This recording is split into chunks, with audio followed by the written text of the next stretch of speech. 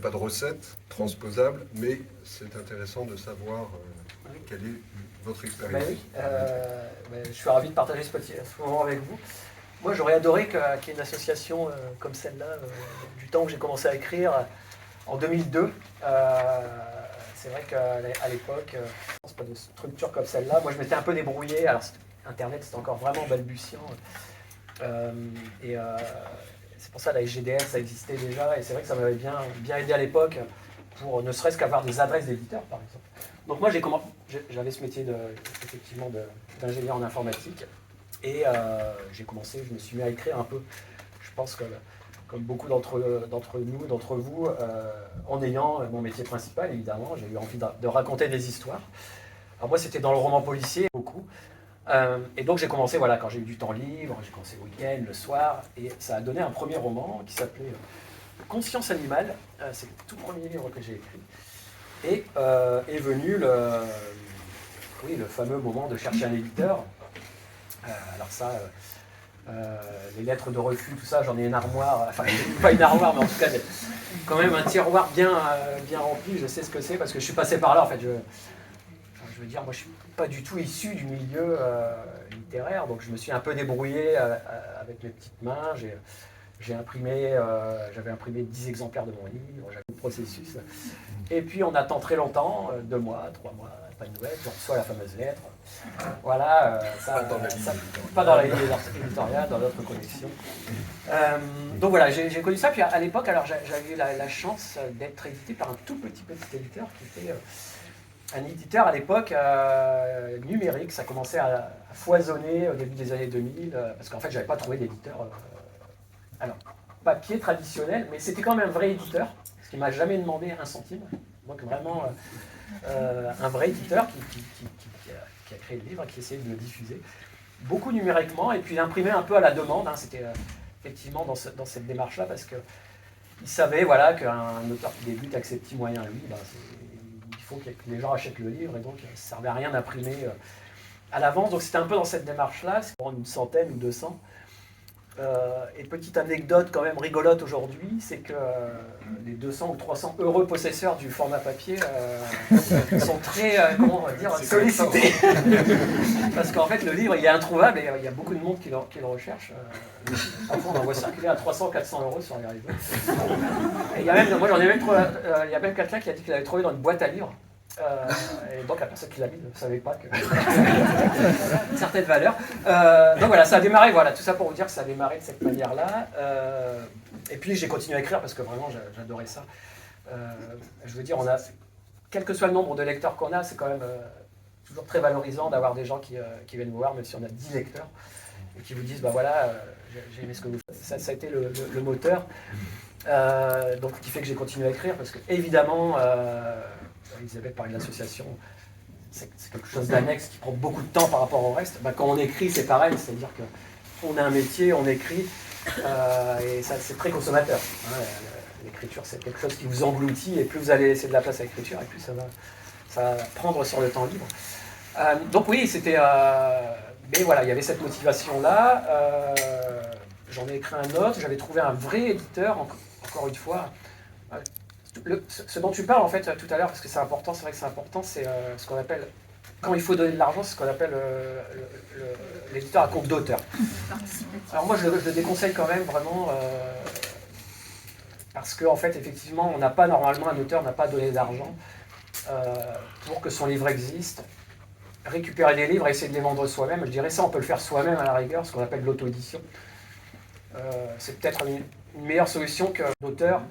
Parce qu'en fait, finalement, ces soi-disant éditeurs, c'est juste des gens qui impriment vos livres et qui vous les renvoient en vous prenant des sous et qui en impriment en plus sur les sous que vous leur donnez. Enfin, il y a un truc comme ça. Et puis sans travail éditorial. Oui, puis les promesses de dire on fera notre. On va vous faire connaître et tout, c'est juste envoyer un mail sur leur site. Voilà. Enfin, donc, attention. Ça, vous ne l'avez jamais fait? Non, jamais. Non, en fait, c'est vraiment depuis peu de temps qu'il y a une recrudescence de ce fonctionnement-là. Ça existait déjà, hein, moi. Oui, alors maintenant avec les réseaux ça, ça se montre vraiment beaucoup. Ils profitent un peu, voilà.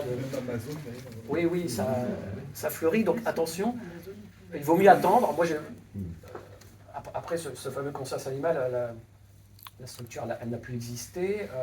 Donc moi, l'autre, j'ai attendu quasiment un an, quoi. C'est-à-dire entre le moment où j'ai envoyé, c'était Train d'enfer pour Ange Rouge, et le moment où on m'a dit OK.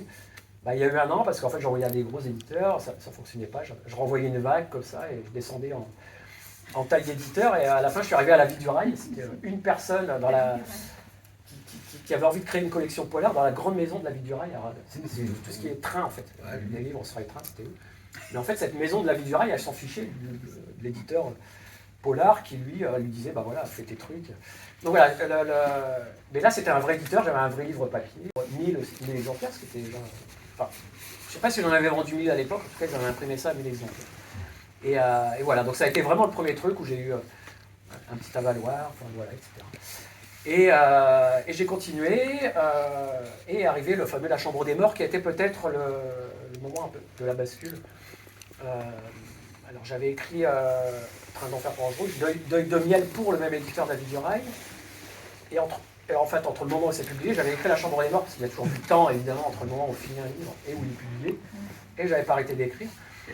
Mais en fait, à La Chambre des Morts, donc, qui était finalement le 4e livre, je commençais à me dire, bon, si vraiment je continue à en vendre comme ça, 500, bon, je vais peut-être arrêter, parce qu'en fait, c'était vraiment... j'avais quand même ce métier d'ingénieur qui me... C'était beaucoup de travail, quoi. C'était beaucoup de déplacements. Ça ne permet pas de vivre. Oui, puis ça, effectivement, les livres ne me permettaient pas de vivre. Et ça me prenait, voilà, j'avais le cerveau ingénieur la journée, je rentrais le soir pour écrire. Des fois, mon cerveau, il marchait mal, quoi. Et donc, voilà, je me suis dit, bon, La Chambre des Morts, je vais... voilà, ça sera le dernier. En plus, je partais vraiment avec des a priori par rapport à ce livre, parce que je voulais écrire un peu à... C'est pour ça, Émilie Thibats, je me dis, mais ce nom dit quelque chose. Ah oui. Parce qu'à l'époque, je me souviens, vous avez un site, en fait, de tueurs en série, tout ça, et je l'ai consulté. Qui doit exister depuis très longtemps, en fait. C'est ça. Ça m'a servi un peu de référence, et... Mais en fait, voilà, donc j'étais vraiment dans cette, la Chambre des Morts, dans cette dynamique un peu de tueurs en série. Mais comme je ne savais absolument pas faire... je me suis dit, je vais écrire l'histoire qui se passe dans Lyon. Et en partant du principe en disant, bon, ça ne va pas plaire aux gens, ça se passe à Maubeuge, Dunkerque, des mots comme ça. L'éditeur va recevoir ça, il va me dire, bah non, moi j'en veux pas, j'ai des trucs plus New York. Mais en fait, finalement, c'est ce qui ça a vraiment contribué au succès du livre. Parce que, donc voilà, j'écris ce livre, je l'envoie, les refus, etc. Puis il y a une maison qui s'appelle Le Passage, qui est encore un peu plus grosse que La Vie du Rail. Ils étaient 3 ou 4, parisiennes, qui avaient une vraie diffusion, qui était à l'époque diffusion Seuil, volumen. Enfin, c'est donc vraiment la grosse diffusion, et qui prend le livre pour parler un peu du changement de succès, parce qu'en fait c'était vraiment le livre déclencheur. En fait, je trouve qu'il faut plusieurs moments, enfin plusieurs éléments qui font qu'un livre va marcher, parce qu'il n'y a pas de recette, évidemment. On ne sait pas pourquoi tel livre peut marcher à un moment donné et pas un autre. La première, c'est un éditeur qui croit en ce qu'il reçoit, et qui se dit, là on tient quelque chose qui va plaire aux gens. Et en fait, moi, ce défaut que je prenais d'avoir écrit une histoire de tueur en série dans le nord de la France, en fait, c'était la force du livre, parce qu'en fait, on était dans une époque où tout se passait aux États-Unis avec le FBI, machin, des grosses structures. Et là, on avait des flics du Nord qui enquêtaient avec des gens qu'on connaissait, dans lesquels les gens se reconnaissaient. Et donc ça, c'était un truc, on s'est dit, on n'a pas vu ça. Les territoires, les gens aiment les territoires. On le voit aujourd'hui encore, c'est ce qui y a le plus de succès, c'est ce qui se passe dans nos régions, c'est ce qui se passe chez nous. Et donc ça, c'était l'élément numéro 1. L'éditeur a dit, ce truc, il est allé voir les libraires et il a dit, il faut lire ce livre. Avant que le livre sorte, parce que avant que ça sorte, ils vont toujours voir les libraires. Lisez, il faut que vous le lisiez, faites-nous confiance, lisez-le. Et en fait, les libraires l'ont lu, et ils ont commencé à en parler entre eux. En fait. Ils ont dit, tiens, il faut que tu lises ça. Et en fait, il y a eu une émulsion comme ça qui a vibré, ce qui fait que quand le livre est sorti, en fait, les libraires en avaient parlé, donc il y a eu des ventes, ce qui fait que le livre il a commencé à apparaître. Et Dominique en parlera aussi. Oui, il a commencé à être repéré. Alors moi, c'était La Voix du Nord. La Voix du Nord a repéré. On en reparle de ce livre, les libraires en parlent. refaire un article. Donc j'avais eu mon premier article dans la Voix du Nord. Je m'en souviens, je travaillais chez Arcelor. Un gars vient un matin dans mon bureau, il dit mais c'est toi sur le... Je dis oui c'est moi, et donc il y a eu ça, et en fait alors après ça a été, c'est pour ça que je dis il faut un peu de la petite étincelle de chance, le truc c'est que les médias commencent à en parler, alors les médias en parlent, donc ça fait des ventes, et les ventes font que ça monte plus et que d'autres médias m'en parlent. Donc en fait c'est le truc, c'est pareil comme partout, c'est-à-dire c'est le truc de la communication. Il faut un truc initial pour allumer la mèche, pour que ça... Et en fait il faut réussir à rentrer là-dedans, donc ça moi, il n'y a pas de secret, je dirais que ça, le truc c'est que en fait l'histoire racontée, elle a résonné à ce moment-là. Le livre, l'histoire, il y a des histoires qui résonnent à un moment donné ce livre-là, il a parlé aux gens, et ce qui fait que, voilà, pour moi, tout vient de là, en fait. Il y a des moments comme ça où les étoiles s'alignent, et ça fonctionne. Donc voilà, ça a été le livre du tournant, parce qu'en fait, finalement, il est monté, ça se vend de plus en plus, il rentre dans les classements du top 50. Alors ça dure une semaine, hein, il rentre, il sort comme ça, mais c'est suffisant pour que les gens voient, le milieu de l'audiovisuel, ils disent ah tiens, ce livre il est dans le classement, c'est qui cet auteur, lit le livre, et puis il y a eu un film de La Chambre des Morts, parce que justement il y a eu ce déclenchement. Alors comment on passe justement là du livre à l'audiovisuel? Alors oui, à l'audiovisuel, alors ça aussi c'est intéressant, mais ça pourrait faire à chaque fois. Je vous donne un... Oui. Mais c'est intéressant parce que ça... c'est réputé, l'association oui, pour être... Alors juste pour parler de... Attention, ton mandat est en... Juste pour parler de cette histoire d'audiovisuel, c'est qu'en fait, l'audiovisuel, c'est un producteur qui va être intéressé par votre roman, qui va dire je prends les droits. Bon, c'est génial dans la vie d'un auteur d'entendre ça. Bon, il faut savoir qu'en fait, la réalité quand même, c'est que quand un producteur prend des droits, il y a 90% de chances que le projet n'aboutisse pas. Ah oui. Malheureusement, parce qu'en fait, ça coûte trop. Enfin, il y a tout un tas de critères. En fait, ils prennent les droits parce qu'ils prennent ce qu'on appelle renouvelable, 18 mois, donc ça va les bloquer 3 ans. Ça leur coûte pas très très cher. Pour donner 1000, 2000 euros, ils prennent le truc. C'est une idée qui existe, et puis ils filent ça à des scénaristes, et puis les scénaristes écrivent, et puis il faut aller voir une chaîne. La chaîne dit ça, mais génial. Mais en général, la chaîne, elle dit oh, bon, nous, ça ne nous intéresse pas. Donc, en fait, une fois qu'ils ont fait le tour des chaînes, il n'y a pas de chaîne qui... on a vite fait le tour, quand même. Pour compléter, dans une boîte justement de Mediatoon, sur 2000 livres avec droit pour des producteurs. Donc, c'est un organisme qui s'occupe de vendre les droits des éditeurs à des producteurs. Ça se passe comme ça. Sur 2000 livres où les droits ont été payés par les producteurs, il y en a 20 qui ont été transformés en film. Donc, tellement ça coûte cher. Oui, mais ce qui est intéressant par contre à cette vente, mais surtout c'est que vous pouvez participer, c'est-à-dire que si un jour un producteur dit voilà je suis intéressé, vous pouvez vous dire j'aimerais bien participer, être co-scénariste ou scénariste. Et là ça va vous générer de l'argent, parce que contrairement aux livres, en fait les livres il faut revendre pour avoir de l'argent. Tout ce qui est production, quand ils vous prennent les droits d'un livre, si vous pouvez exiger, vous dire je veux participer, sinon vous ne prenez pas les droits, donc ils vont dire bon. Ils nous emmerdent, mais on le prend quand même, parce qu'après, vous n'avez pas forcément d'expérience de scénariste aussi. Mais voilà, ils vous prennent, et après ils vous payent, c'est-à-dire ils vous payent à l'acte que ça se passe ou pas, en fait. Donc ça, je dirais, c'est un bon complément de revenus, donc si un jour vous avez l'occasion de rentrer là-dedans. Mais moi, La Chambre des Morts, je n'avais pas du tout particulièrement heureux dans cette euphorie comme ça. Et puis, je n'avais jamais lu un scénario de ma vie, je ne savais pas comment ça marchait. Je n'avais pas la prétention de dire mais je vais à tout prix écrire ce film. J'ai laissé faire. Par contre, j'ai commencé à regarder comment ça marchait. J'ai appris sur le tas de devenir scénariste, franchement. Oui, c'est pas le même exercice. Ouais, non. Si vous savez écrire des livres, des romans, et que vous avez déjà vu des films, écrire un scénario, franchement, ça se fait, je dirais pas facilement, mais pour moi, c'est plus simple que... Alors, il faut toujours avoir des bonnes idées et tout, mais en tout cas, même dans le document qu'il faut remettre, c'est très clinique, en fait. Le jour, on est le jour ici, il y a une assemblée, il y a 50 personnes, il y a quelques dialogues, c'est ça, en fait. Il n'y a pas d'écriture. Et donc ça, je veux dire, ça va très vite à apprendre. Donc, il ne faut pas avoir peur de s'orienter là. Mais en même temps, il faut préciser que les producteurs ont très peur des auteurs. Oui, bah oui, parce que les donc, auteurs ils veulent n'aiment mettre... pas, oui. être contactés par un auteur. Il faut que ça passe par Ah, l'éditeur. ouais. C'est assez. Ouais, si Je découvre ce monde-là aussi. C'est assez compliqué. si vous envoyez un livre à un producteur, il va pas lire. il va- Non. Le scénariste, ça Ah bon. comprend aussi les dialogues ou non? Ah oui, oui, Ah oui. bien sûr. Ah bah oui. Dialogue, oui. Oui, il y a plusieurs phases, pardon, mais il peut y avoir, scénariste, ça peut être juste, il peut y avoir dialoguiste, c'est-à-dire, des fois, il y a le scénariste qui est très bon en découpage, tout ça, mais après en dialogue, il est nul, donc ils en prennent un autre. En fait, c'est très modulable. Tout peut être fait, le film peut être tourné, et puis comme il n'est pas diffusé, il reste en carton et il est fou.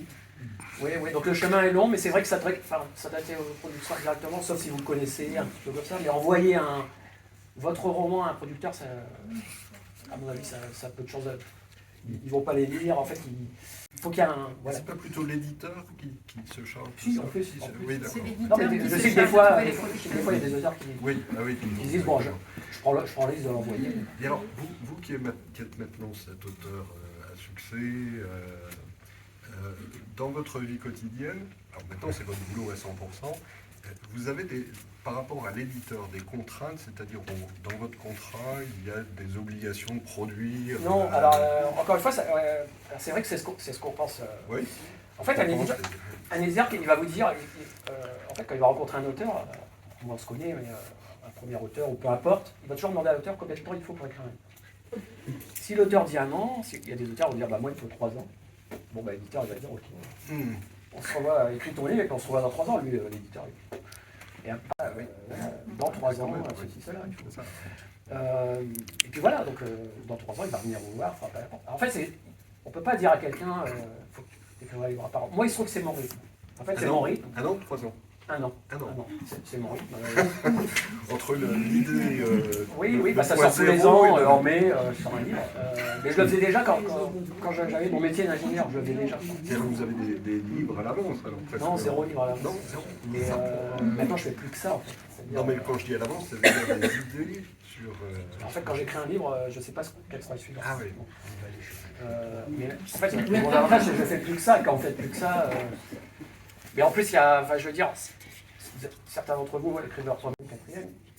Il y a des questions qu'on ne se pose plus quand on écrit son 4e livre par rapport au premier. Le premier, vous dites, mais comment je fais un dialogue, comment ça marche, comment je commence mon chapitre, quel point de vue, tout ça. 4e livre, vous posez, en fait, tout ça. Et donc ça vous fait gagner beaucoup de temps parce que il y a des mécanismes qui se mettent en place, vous savez comment attaquer. Voilà, donc un livre par an, mais encore une fois, c'est beaucoup de travail, oui. J'ai toujours tendance à dire un livre par an ou un livre tous les 3 ans, ça ne veut rien dire parce que quelqu'un qui écrit un livre en 3 ans peut passer moins. Il va dire, moi j'ai mis 3 ans pour écrire mon livre. Mais il peut avoir passé moins de temps. Quelqu'un qui a mis pour moi, c'est des quantités d'heures travaillées. C'est pareil. Quelqu'un peut dire, moi, j'ai écrit mon livre en 3 ans. La première année, j'étais en vacances, j'ai eu l'idée. La deuxième année, bon, j'ai fait ceci. Mais curieux, vous, c'est 8 heures d'affilée dans la journée, c'est des heures. Oui, ça. Alors, j'ai gardé mes horaires un peu d'entreprise. Après, quand c'est 8 heures, alors c'est vrai que c'est 8 heures. 8 heures de 8 heures à 17h, 18h, c'est pas écrire, parce que vous savez bien que vous le faites, l'acte d'écrire lui-même, on ne fait pas que ça pendant 8 heures, sinon en 15 jours on va finir. En fait, il y a une phase de recherche où je peux passer une journée à être comme ça, des semaines à être comme ça. Je tape des trucs au hasard en fait, médecine. Après il y a les recherches, et puis après il y a l'écriture en elle-même. L'écriture en elle-même, pour moi, sur l'année, ça va être 3 mois, 4 mois en fait. Il y a beaucoup de consultations de spécialistes de tel ou tel domaine. Oui, alors après, bon ça oui, mais je ne le faisais pas du tout au début. Ah oui. Moi au début, vous lisez Train d'enfer pour Ange Rouge ou